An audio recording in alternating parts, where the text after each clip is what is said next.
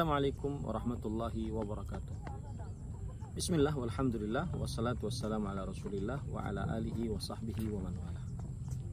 Ahibati hafizakumullah, hari ini hari Kamis 29 Jumadil Akhir 1440 Hijriah. Saya sedang berada di pekuburan, diperlihatkan. Dan saya ingin menjelaskan tentang tata cara ziarah kubur yang sesuai dengan sunnah Rasul Sallallahu Alaihi Wasallam. Yang pertama yaitu niat. Ketika seseorang berziarah kubur, maka dia ada dua hal yang dia dapatkan. Yang pertama adalah mengingatkan kepada kematian untuk si peziarah, dan yang kedua adalah memberikan manfaat berdoa untuk orang yang sedang dikubur. Disinilah Rasulullah SAW bersabda dalam hadis riwayat Imam Tirmidzi, "Aktsiru dzikra hadzimil ladzah," yakni al-maut. Perbanyaklah mengingat sesuatu yang memutuskan kematian, memutuskan kelezatan, yaitu kematian. Ahibati hafizakumullah. Kemudian yang kedua, kita mendoakan orang yang berada di dalam kubur ini. Itu dua faedah dari seseorang berziarah kubur. Maka ketika kita berziarah kubur, kita ingat dua hal tersebut. Mengingat kematian, kita akan seperti ini, lalu apa persiapan kita. Dan yang kedua, kita mendoakan orang yang ada di dalam kubur ini. Kemudian yang kedua, yaitu adabnya adalah ketika kita berziarah kubur, maka kita melepaskan sendal. Sebagaimana dalam hadis riwayat Imam Ibnu Majah, lepaskan sendal. Rasul Shallallahu Alaihi Wasallam bersabda,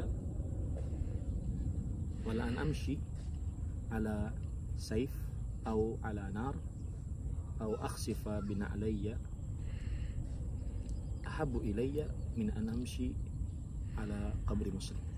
Sungguh aku berjalan di atas pedang atau di atas batu api, atau aku tenggelam dengan kedua kakiku, lebih aku cintai dibandingkan aku berjalan dengan kedua sendalku di atas kuburan seorang muslim.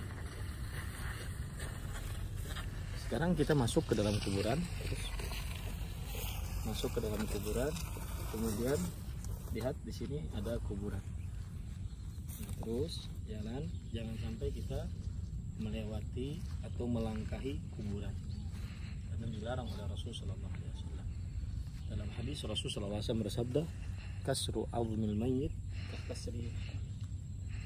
Artinya mematahkan tulang seorang mayat muslim ini seperti mematahkan tulangnya ketika hidup.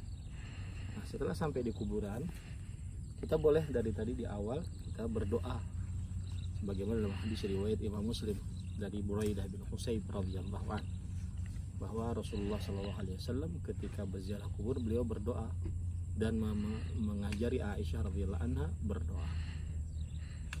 Doanya yaitu, "Assalamualaikum ya ahlal diyar minal muslimin wal mu'minin wa inna insyaallahu bikum lalahiqun. Nas'alullaha lana wa lakumul afiyah." Seperti yang saya ungkapkan tadi, bahwasanya berziarah kubur salah satu manfaatnya adalah mendoakan orang yang di dalam kubur, bukan berdoa kepada orang yang di dalam kubur. Kemudian di sana ada lafaz riwayat Imam Tirmidzi yang lain yang di akhir doanya, "Wa nahnu bil athar," dan kami akan mengikuti kalian. Dan boleh berdoa yaitu sambil mengangkat tangan.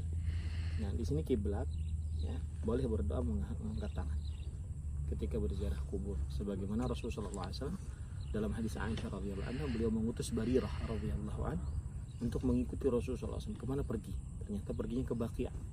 Nah, ketika di awal Baqi', Rasulullah SAW mengangkat tangan, kemudian beliau berdoa. Ini menunjukkan bahwasanya berdoa ketika berziarah kubur sambil mengangkat tangan diperbolehkan, tetapi menghadap ke kiblat, bukan menghadap ke kuburan. Semoga adab ini bermanfaat, dan semoga kita sering mengingat kematian, karena Rasulullah SAW bersabda dalam hadis riwayat Imam Ibnu Majah, man akthiru dzikr hadhihi min ladzat. Artinya berbanyaklah mengingat sesuatu yang memutuskan kelezatan. Fa innahu ma dzakarahu 'abdun fi sa'ah illa dhayyaqah wa ma dzakarahu fi dhiq illa wasa'ah. Tidaklah seorang hamba mengingat kematian saat dia dalam keadaan keadaan lapang, nyaman, sehat, maka perasaan mengingat kematian ini akan menyempitkannya, bahwasanya dia akan seperti ini. Dan tidaklah seseorang dalam keadaan sempit, kesulitan hidup, penyakit, atau kekurangan harta, ketika dia mengingat kematian maka hatinya akan lapang, nyaman dan tentram. Ini yang bisa sampaikan. Wallahu a'lam wa sallallahu nabi Muhammad. Dan saya ucapkan jazakumullahu khairan kepada anak saya Abdullah, Ananda Abdullah hafizahullah, yang telah mengamera kamera ini. Wassalamualaikum warahmatullahi wabarakatuh.